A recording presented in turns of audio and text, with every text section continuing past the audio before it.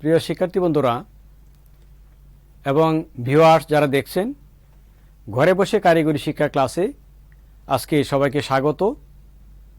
আজকে আমরা দশম শ্রেণীর জেনারেল ইলেকট্রিক্যাল ওয়ার্কস 1 দ্বিতীয় পত্রের অধ্যায় 8 থেকে সিঙ্গেল ফেজ এসি মোটর সম্পর্কে জানব। বন্ধুরা তোমরা স্লাইডটি লক্ষ্য করো। একটা সিলিং ফ্যান ঘুরতেছে, নিচে একটা কার্টুন দেখা যাচ্ছে, সে টেবিল ফ্যান থেকে বাতাস পাইতেছে, আবার সেচ যন্ত্র কাজ করতেছে এবং পানি উত্তোলন করা হইতেছে, পানি দেওয়া হচ্ছে। আমরা দেখতে পাচ্ছি একটা ব্লেন্ডার, ড্রিল মেশিন। এগুলি কি? এগুলি আমাদের ব্যবহারিক জীবনের বা ইলেকট্রিক্যাল যে হাউসহোল্ড আইটেমগুলি আমরা ব্যবহার করি বাসাবাড়িতে বা আরামায়েশের জন্যে, তারই অংশ বিশেষ। এই ফ্যান ঘুরতেছে, টেবিল ফ্যান বাতাস দিচ্ছে। হো ড্রাইভ দিস? এর পিছনে কি আছে? এর পিছনে কাজ করছে মোটর, সিঙ্গেল ফেজ মোটর বা সিঙ্গেল ফেজ এসি মোটর। সেজন্য আজকে আমাদের অধ্যায় হবে, আমরা শিখব সিঙ্গেল ফেজ এসি মোটর। আজকে আমরা আসলে জেনে নেই যে সিঙ্গেল ফেজ এসি মোটর থেকে কতটুকু জানব। তোমাদের সিলেবাস বা টেক্সট বুকে অনেক বিস্তর আলোচনা রয়েছে। আজকে আমরা সীমিত পর্যায়ে যেটুকু জানবো সেটা হলো সিঙ্গেল ফেজ মোটর কি তা ব্যক্ত করতে পারবে, এসি সিঙ্গেল ফেজ মোটরের শ্রেণী বিভাগ উল্লেখ করতে পারবে, ইউনিভার্সাল মোটরের গঠন ও কার্যপদ্ধতি বর্ণনা করতে পারবে, সিঙ্গেল ফেজ মোটরের ব্যবহার উল্লেখ করতে পারবে। আমরা এখন জেনে নিব যে সিঙ্গেল ফেজ মোটর কি। যে মোটর এসি সিঙ্গেল ফেজ সরবরাহে চলে তাকে সিঙ্গেল ফেজ এসি মোটর বলা হয়। বাসাবাড়িতে, অফিস আদালত, কলকারখানায় ও বাণিজ্যিক সংস্থায় দৈনন্দিন কাজে সিঙ্গেল ফেজ এসি মোটর বহুল ব্যবহৃত হচ্ছে। ছোটোখাটো মেশিন পরিচালনার জন্য বৈদ্যুতিক পাখা, পানির পাম্প, আমরা স্লাইডে যেগুলি দেখলাম যে সিঙ্গেল ফেজ এসি মোটরের ব্যবহার রয়েছে। সিঙ্গেল ফেজ এসি মোটর এটা একটা ইন্ডাকশন মোটর, যার স্টেটরে এসি সরবরাহ দিলে 3 ফেজ ইন্ডাকশন মোটরের মতো ঘূর্ণনশীল চুম্বক ফিল্ড বা চুম্বক ক্ষেত্র তৈরি করতে পারে না। এটা মনে রাখবে যে সিঙ্গেল ফেজ এসি মোটরে আমরা এসি সাপ্লাই দিলে কিন্তু রোটেটিং ম্যাগনেটিক ফিল্ড বা ঘূর্ণনশীল চুম্বক ক্ষেত্র তৈরি করতে পারে না। এতে পালসেটিং ফিল্ডের তৈরি হয়, ফলে 3 ফেজ ইন্ডাকশন মোটরের মতো সিনক্রোনাস গতিতে ঘুরতে পারে না।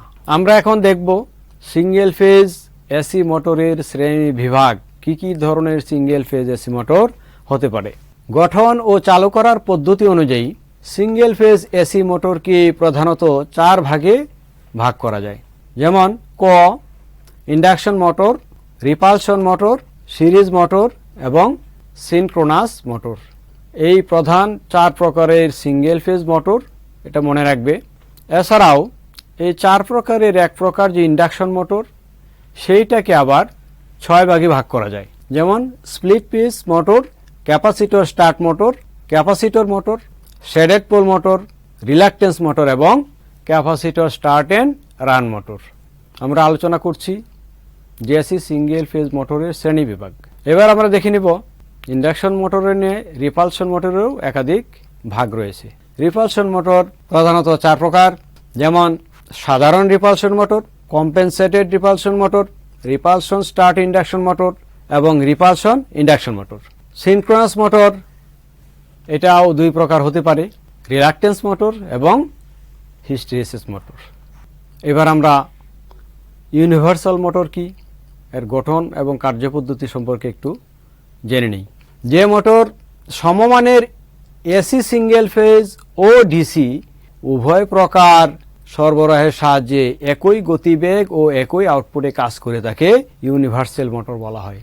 বিভিন্ন প্রকার সিঙ্গেল ফেজ মোটরের মধ্যে ইউনিভার্সাল মোটরটা খুব ইম্পর্টেন্ট। এইটা এসি এবং ডিসি একই মানের, সমান মানের এসি ভোল্টেজ বা ডিসি ভোল্টেজ দিলে একই আউটপুট এবং একই ধরনের গতিবেগে কাজ করতে পারে। এই জন্য এটাকে ইউনিভার্সাল মোটর বলা হয়।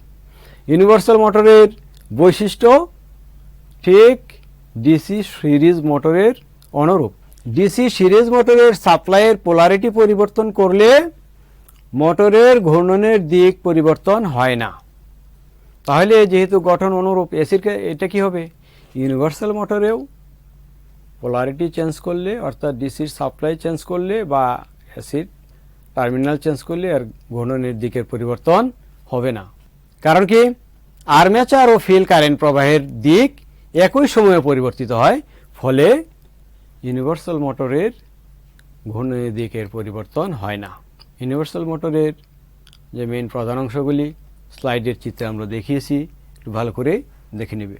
ইউনিভার্সাল মোটরের যে প্রধান যে অংশগুলি সেটা আরেকটু বিস্তারিত এখানে দেওয়া হয়েছে। ইউনিভার্সাল মোটরের বা ইউনিভার্সাল মোটর নিম্নলিখিত অংশগুলো নিয়ে গঠিত, যেমন stator frame, rotor, field winding, armature winding, brush এবং কমিউটেটর। এখানে আমরা 6টা অংশ দেখিয়েছি এবং 2টা চিত্রে দেখানো হয়েছে যে ইউনিভার্সাল মোটরের যে প্রথম অর্ধ সাইকেলে ঘূর্ণনের দিক যেরকম থাকে, দ্বিতীয় অর্ধ সাইকেল অর্থাৎ পোলারিটি চেঞ্জ হয়ে যায়, কিন্তু মোটরের ঘূর্ণনের দিক পরিবর্তন হয় না, একই দিকে ঘুরে, সেটা এখানে ছবিতে বোঝানো হয়েছে। বন্ধুরা, আসো আমরা জেনে নেই যে ইউনিভার্সাল মোটর কিভাবে কাজ করে। তোমাদের টেক্সট বুক থেকে মেসেজটা আমরা এখানে উপস্থাপন করছি, এটা বারবার পড়বে, অনুশীলন করবে, তাহলে ইউনিভার্সাল মোটরের কার্যপদ্ধতি সম্পর্কে লিখতে পারবে। ইউনিভার্সাল মোটর ডিসি সিরিজ মোটরের বাইরে থেকে ডিসি সরবরাহ দিলে টার্মিনালের পরিবর্তন করে দিলেও পোলারিটির কোনো পরিবর্তন হয় না, কারণ আর্মেচার ও ফিল্ড কারেন্ট প্রবাহের দিক একই সময়ে পরিবর্তন হয়। একটা চিন্তা বা প্রশ্ন মাথায় আসে যে ডিসি সাপ্লাই প্লাস এবং মাইনাস পাল্টায় দিলাম, কিন্তু ইউনিভার্সাল মোটরের গতির ঘূর্ণনের দিক পরিবর্তন না। What is the matter, why? তার কারণ কি? এই কারণ আমরা এখানে ভিন্ন কালারে আমরা লিখে দিয়েছি স্পষ্ট করে। আর্মেচার ও ফিল্ড কারেন্ট প্রবাহের দিক, অর্থাৎ আর্মেচারের কারেন্ট এবং ফিল্ডের কারেন্ট, সেটা যে প্রবাহ হয় যেদিকে, তার দিক একই সময়ে পরিবর্তন হয়, যার জন্য ঘূর্ণনের দিকটা, রেজাল্টেন্ট ফোর্সটা বা একটা একই দিকে থাকে। কেন ইউনিভার্সাল মোটরের ঘূর্ণনের দিক পরিবর্তন হয় না পোলারিটি চেঞ্জ করলে? কারণ কি, আর্মেচার ও ফিল্ড কারেন্ট প্রবাহের দিক একই সময়ে পরিবর্তন হয়। এই জন্যে এখান থেকে কিন্তু একটা প্রশ্নের উত্তরও পাওয়া যায়। এই নীতির উপর ভিত্তি করে ইউনিভার্সাল মোটর ডিসির পরিবর্তে সমমানের এসি সরবরাহ দেওয়া হয়।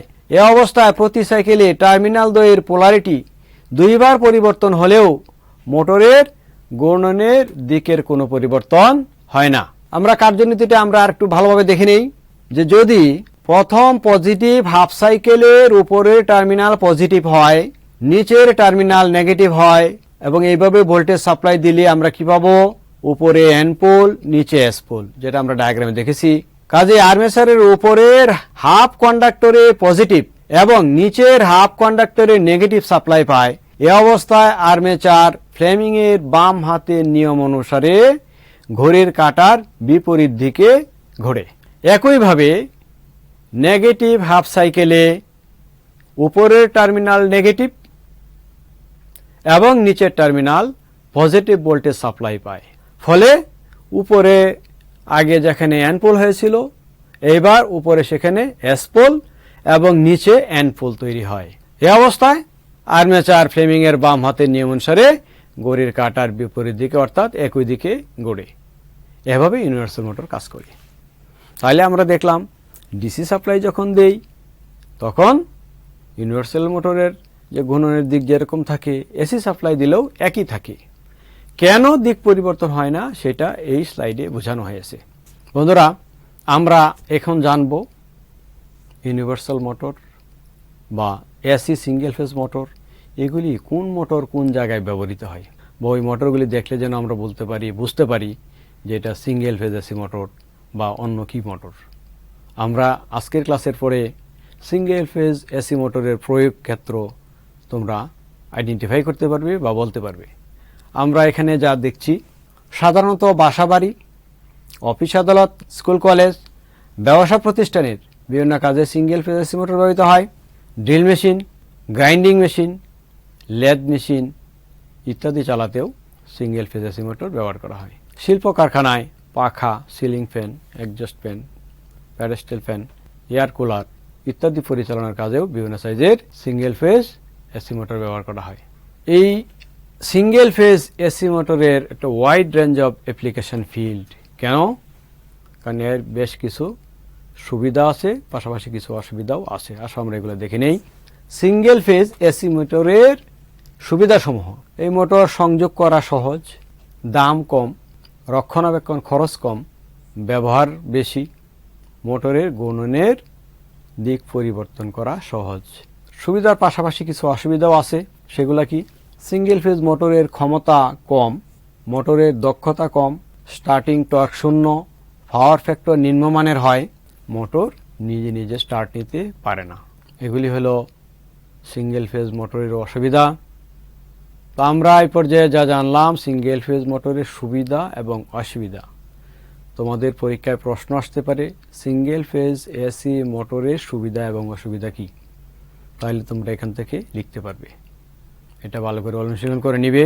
আমরা মূল্যায়ন স্টেজে চলে আসছি। তাহলে আজকে আমরা সিঙ্গেল ফেজ এসি মোটর সম্পর্কে যেটুকু জেনেছি সেটা আসো দেখে নেই। সিঙ্গেল ফেজ মোটর কি? এসি সিঙ্গেল ফেজ মোটরের শ্রেণী বিভাগ উল্লেখ করো। ইউনিভার্সাল মোটরের গঠন ও কার্যপদ্ধতি বর্ণনা করো। সিঙ্গেল ফেজ মোটরের ব্যবহার উল্লেখ করো। সিঙ্গেল ফেজ এর ব্যবহার উল্লেখ করো। তাহলে কোন কোন জায়গায় সিঙ্গেল ফেজ ব্যবহার করা হয় সেটা আমরা জানতে পেরেছি। সিঙ্গেল ফেজ মোটরের যে বিভিন্ন ধরনের ব্যবহার, অ্যাপ্লিকেশন ফিল্ড, সেটা আমরা চিনেছি। এবং সিঙ্গেল ফেজ মোটরের সুবিধা অসুবিধা কি সেটাও আমরা সবিস্তারে এখানে আলোচনা করলাম। প্রিয় শিক্ষার্থী বন্ধুরা, আমরা ঘরে বসে কারিগরি শিক্ষার ক্লাসের এসি সিঙ্গেল ফেজ মোটর সংক্রান্ত যে মেসেজগুলি আজকে তোমাদের দিলাম সেটা অনুশীলন করবে এবং আজকের যে স্লাইডে প্রশ্নগুলি আছে সেই প্রশ্নগুলির উত্তর বের করে নিবে এখান থেকে। প্রয়োজনে টেক্সট বুকের হেল্প নিবে অথবা এই স্লাইডটি অথবা এই ক্লাসটি পুনরায় দেখবে। বন্ধুরা, আমরা পরবর্তী ক্লাসে যা শিখব, সিঙ্গেল ফেজ এসি মোটর অধ্যায়টা বেশ একটু বড়, অনেক বিষয় এখানে অন্তর্ভুক্ত করা আছে। আমরা পরবর্তী ক্লাসে ধারাবাহিকভাবে বিষয়গুলি শিখে নেব। তো পরবর্তী ক্লাসের জন্যে এসি সিঙ্গেল ফেজ মোটরের ক্যাপাসিটর স্টার্ট মোটরের গঠন ও কার্যপদ্ধতি, ক্যাপাসিটর মোটরের গঠন ও কার্যপদ্ধতি বর্ণনা করতে পারবে। ক্যাপাসিটর মোটরের গুণনের দিক কীভাবে পরিবর্তন করা যায় সেই পদ্ধতি সম্পর্কেও পরের ক্লাসে আলোচনা করা হবে। আজকের ক্লাসের উপর ছোট্ট একটা বাইরের কাজ আছে, আসো আমরা সেটা দেখি। তোমরা আজকের ক্লাস অবজারভেশন টেক্সট বুক অনুশীলন করে স্লাইডে প্রদর্শিত যে বাইরের কাজটি দেখানো হয়েছে সেটা কি? ইউনিভার্সাল মোটরের কার্যপদ্ধতি আলোচনা করো, সিঙ্গেল ফেজ এসি মোটরের সুবিধা ও অসুবিধাগুলি উল্লেখ করো। এইটা তোমরা সুন্দর করে লিখে তোমার শ্রেণীর শিক্ষকের কাছে উপস্থাপন করবে। প্রিয় শিক্ষার্থী বন্ধুরা, তোমরা সবাই ভালো থাকবে, স্বাস্থ্য সচেতন থাকবে এই কামনা করছি। ধন্যবাদ সবাইকে।